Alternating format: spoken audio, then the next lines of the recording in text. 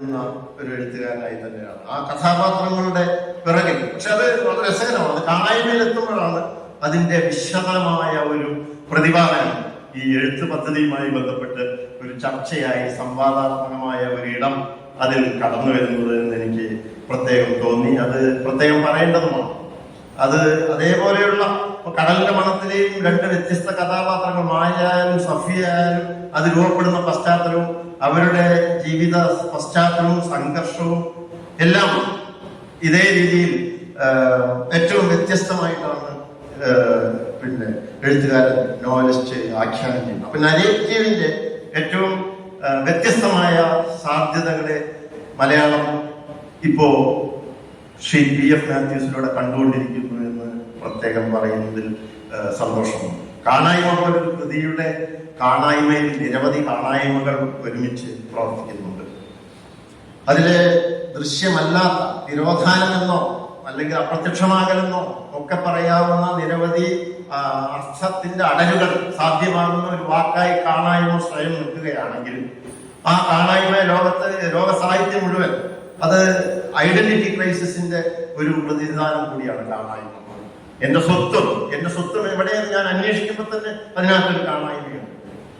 അത് എല്ലാ കഥാപാത്രങ്ങളും പല രീതിയിലായിരിക്കും പ്രവർത്തിക്കുക എന്നുള്ളത്.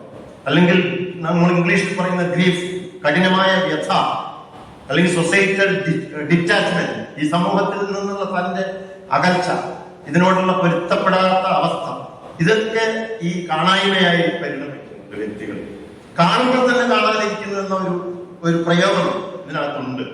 നോവലിൽ തന്നെ കടന്നു വരുന്നുണ്ട്. പലരും ഉള്ളപ്പോൾ തന്നെ ഇല്ല എന്നതാണ് സത്യം. അതായത് ഫിസിക്കൽ പ്രസൻസിൽ തന്നെ, ഫിസിക്കലായ കാഴ്ച നിലനിൽക്കുമ്പോൾ തന്നെ ഇന്റേണലി എന്ന സാഹചര്യത്തിലേക്ക് പോകും. പ്രത്യക്ഷമായി ആളുണ്ടെങ്കിലും പരോക്ഷമായി ആളില്ല. അതും ഒരു അദൃശ്യ അവസ്ഥയാണ്. അപ്പൊ ഈ കാണായ്മയ്ക്ക് പലതരം സാഹചര്യങ്ങളും അവസ്ഥയും ഉണ്ട്. ഈ മാന്യവരാണ് ഇതിൽ കാണാതെ പോകുന്നത്. ഇതിലും തുരുത്താണ്. ചാവുനില ഒരു തുരുത്തിൽ ആണ്. തുരുത്ത് തന്നെ ഒന്ന് ആലോചിച്ച് നോക്കുക. അങ്ങനെ ഒരു ലാൻഡ്സ്കേപ്പ് രൂപപ്പെടുന്നത് തന്നെ നിങ്ങൾ എവിടെയോ വെച്ച് അകപ്പെട്ടിരിക്കുന്നു എന്ന ഒരു ബോധത്തിന്റെ പോലും അങ്ങനെ ഒരു ഇടം ആണ് മാത്യൂസിന്റെ ഇടമായി പ്രധാനമായി പലപ്പോഴും വന്നിട്ടുള്ളത്. പ്രധാനപ്പെട്ട ചാവുനിലത്തിലും അങ്ങനെ തന്നെയാണ്. ഇവിടെയും ഒരു തുരുത്താണ്. ഈ തുരുത്തിൽ കാണാതാകുന്ന ആളെ അന്വേഷിക്കുന്ന ബാലു. പക്ഷെ ഈ ബാലു സ്വമേധയാ കാണാതെ പോയ ഒരു കാലമുണ്ട്. അയാളുടെ പാസ്റ്റാണത്. അതിനെക്കുറിച്ച് അയാൾക്ക് പിന്നീട് ബോധമില്ല. അതിനെക്കുറിച്ച് അയാൾക്ക് അന്വേഷിക്കാൻ കഴിയുന്നില്ല. അത് വളരെ വിചിത്രമായ ഒരു പ്രശ്നമാണ്. ഇത് നേരത്തെ നമ്മൾ സൂചിപ്പിച്ചതുപോലെ ലോക സാഹിത്യത്തിൽ എന്താ പറയാ മിസ്ഡ് പേഴ്സൺ, നോബൽ പ്രൈസ് കിട്ടിയിട്ടുള്ള ഇദ്ദേഹം എന്താ പറയാ പാട്രിക് മോദിയാനോ എഴുതിയിട്ടുള്ള മിസ്ഡ് പേഴ്സൺ, അങ്ങനെ നിരവധി കൃതികളുണ്ട്. അവിടെയൊക്കെ ഈ പറഞ്ഞ തന്നെ പാസ്റ്റ് മിസ്സായി പോയതിന്റെ അദൃശ്യതയിലേക്ക് യാത്ര ചെയ്യുന്ന കഥാപാത്രങ്ങളുണ്ട്. പക്ഷെ ഇതിന്റെയൊക്കെ പ്രശ്നം ഇതാണ്. അത് ഒരേ സമയം ഒരു സോഷ്യൽ ട്രോമ, അതിന്റെ ബാക്കിപത്രമായ കാണായ്മയായി മാറുന്നു. എന്തു വേണമെങ്കിലും സംഭവിക്കാം. ഇങ്ങനെയുള്ള സാഹചര്യങ്ങളിൽ ഈ സോഷ്യൽ ട്രോമയിൽ ഇത് സംഭവിക്കാം. അല്ലെങ്കിൽ വരും, ഉണ്ട് എന്നും ഇല്ല എന്നും പറയാൻ പോയിരിക്കുന്നു, പക്ഷെ എവിടെയെന്ന് അറിയുന്നില്ല. അല്ലെങ്കിൽ ഇപ്പോൾ കാണാതായിരിക്കുന്നു, ഇനി കാണുമോ എന്ന് അറിയില്ല. അപ്പൊ ഈ ഇൻ ബിറ്റ്വീൻ സ്പേസ് എന്നത് വലിയ ഒരു പ്രശ്നമാണ്, വലിയ സംഘർഷമാണ്.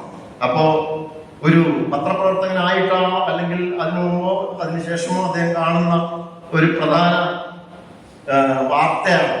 ഇതിലെ പത്രപ്രവർത്തനം എഴുതുന്ന പ്രധാനപ്പെട്ട വാർത്ത ഒറ്റ വാക്കാണ്: കാൺമാനില്ല. കാൺമാനില്ല എന്ന എത്രയോ കോളങ്ങൾ നിറഞ്ഞ നമ്മുടെ ഇന്നലകളെ ഈ കാണായ്മ അഭിസംബോധന ചെയ്യുന്നു. അത് വലിയൊരു ചോദ്യമാണ്. എവിടെ പോയി? എവിടെയാണ് ഇവരെല്ലാം പോയത്? എവിടെയാണ് ഇവരെല്ലാം അദൃശ്യരായത്? ഈ കാണായ്മ എന്ന വാക്ക് പത്രങ്ങളൊന്നും ഉപയോഗിച്ചിട്ടില്ല. കാൺമാനില്ല എന്ന വാക്ക് ബാലു തന്റെ പത്രപ്രവർത്തന ജീവിതത്തിന്റെ ഒരു തുടർച്ചയ്ക്ക് വേണ്ടി എഴുതുന്ന വാർത്തയായിട്ട് പുതിയ പത്രപ്രവർത്തകന്റെ മുമ്പിൽ എഴുതി കൊടുക്കുന്ന വാർത്ത കൂടിയാണ്.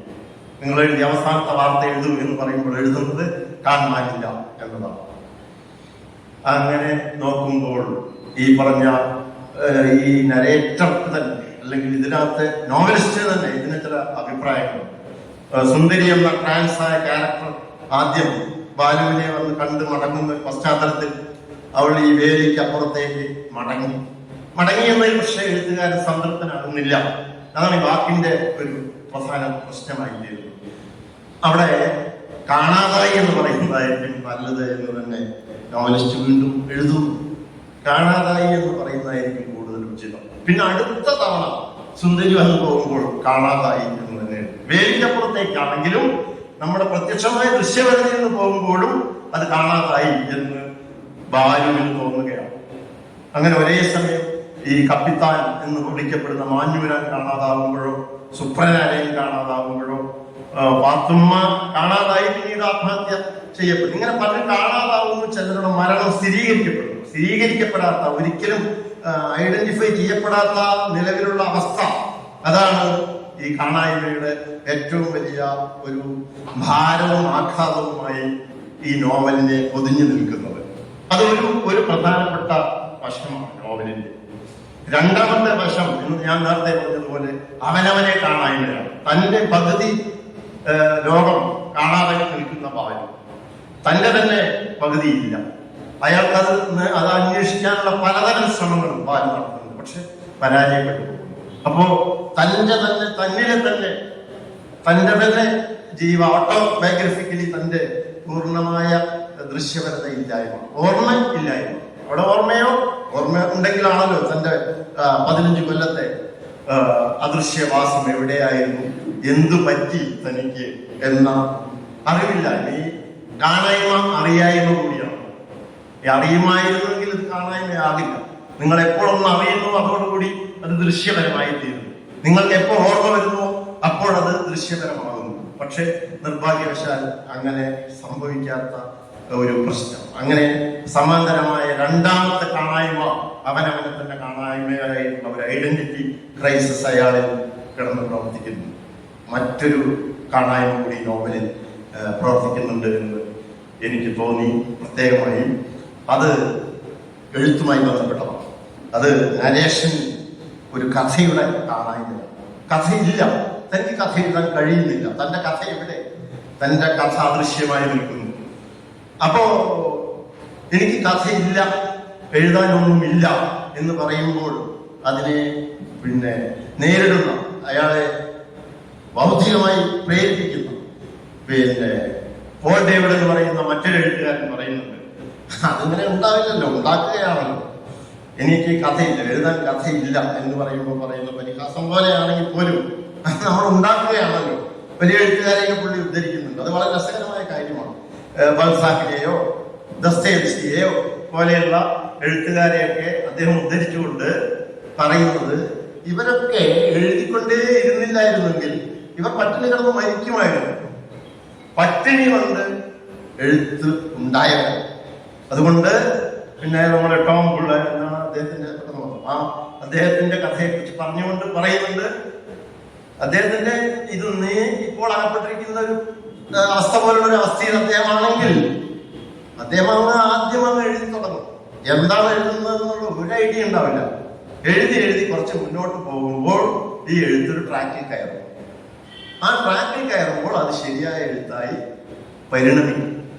ഇത് എഴുത്തിന്റെ ഒരു നരേറ്റീവിന്റെ ഒരു സവിശേഷമായ ടെക്നിക്കായി കാണായ്മയിൽ എഴുത്തുകാരൻ ഒരേ സമയം സമാന്തരമായി നരേറ്റീവിന്റെ കാണായ്മയുടെ ഡിസ്കഷൻ കൂടി നടത്തുകയാണ് എന്ന് പറയേണ്ടി വരും.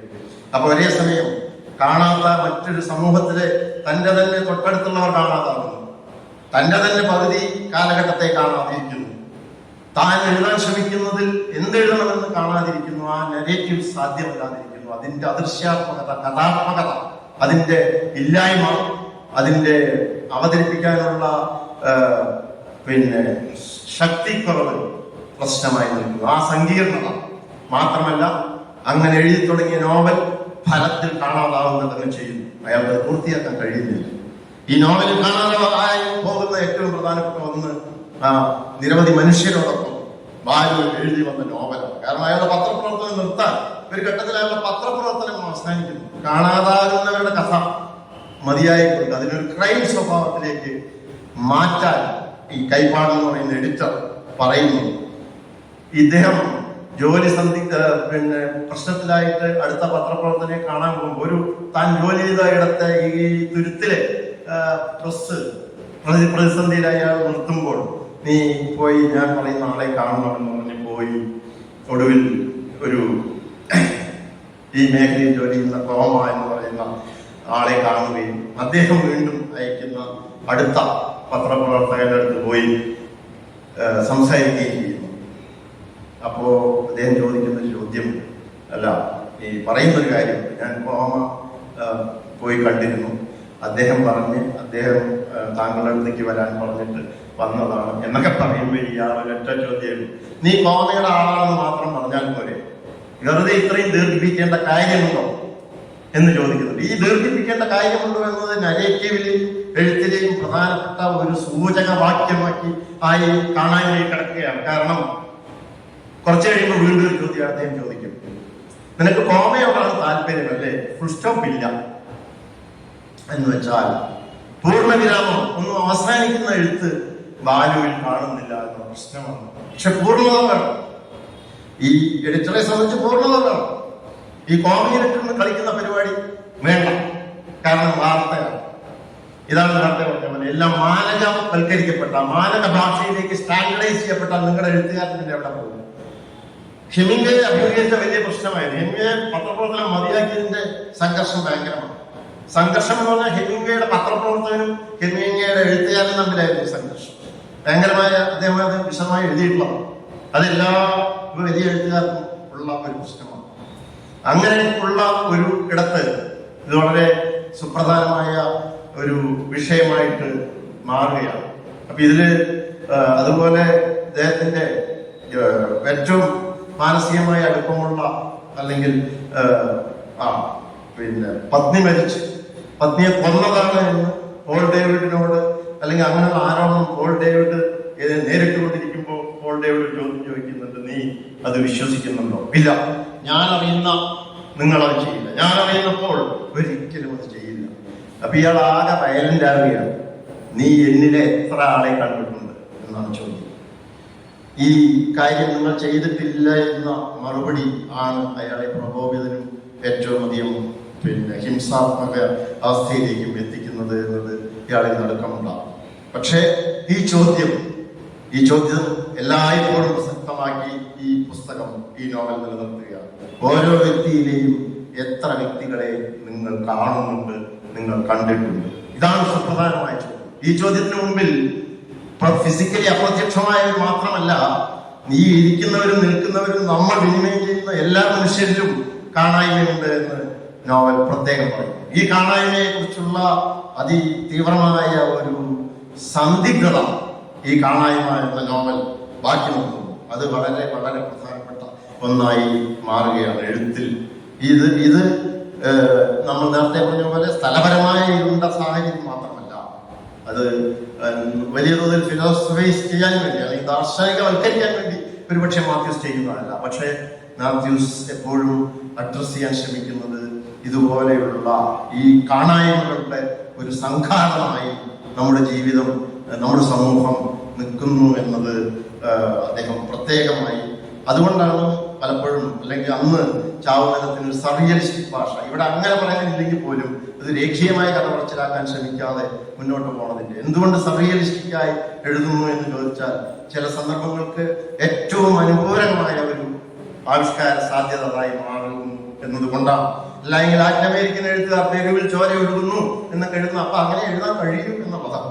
വേറെ രീതിയിൽ ആ കാര്യങ്ങൾ ആവിഷ്കരിക്കാൻ ശ്രമിച്ചാൽ ഈ ഏകാധിപത്യത്തിന്റെ അടുത്ത തലക്കടികളിലായിരിക്കും എന്നുള്ളതാണ്. ചില സാധ്യതകൾ ഈ രീതിയിലെ ആവിഷ്കരിക്കാൻ കഴിയും.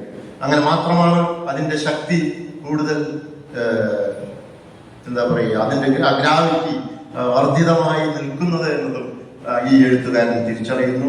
ഈ കാണായ്മ നമ്മൾ ഈ സമൂഹത്തിൽ നമ്മളിലൊക്കെയുള്ള ചിലതരം കാണായ്മകളുടെ പ്രശ്നവൽക്കരണമാണ്. ആ പ്രഹേളിക ഇതിലൂടെ കടന്നു പോകുന്ന ഓരോ മനുഷ്യനും അന്തർവൈകേണ്ടി വരും. ആ ഓരോ മനുഷ്യനും സ്വന്തം നിലയ്ക്ക് കാണായ്മകളെ കുറിച്ച് അന്വേഷിച്ചു തുടങ്ങും. കാണായ്മയിൽ നിന്ന് ചില കാഴ്ചകളിലേക്ക് പോകാൻ കഴിയുമോ എന്ന ചോദ്യം ഈ നോവൽ തുടർച്ചയായി ഉന്നയിച്ചുകൊണ്ടിരിക്കുന്നത് മാത്രം പറഞ്ഞുകൊണ്ട് തൽക്കാലം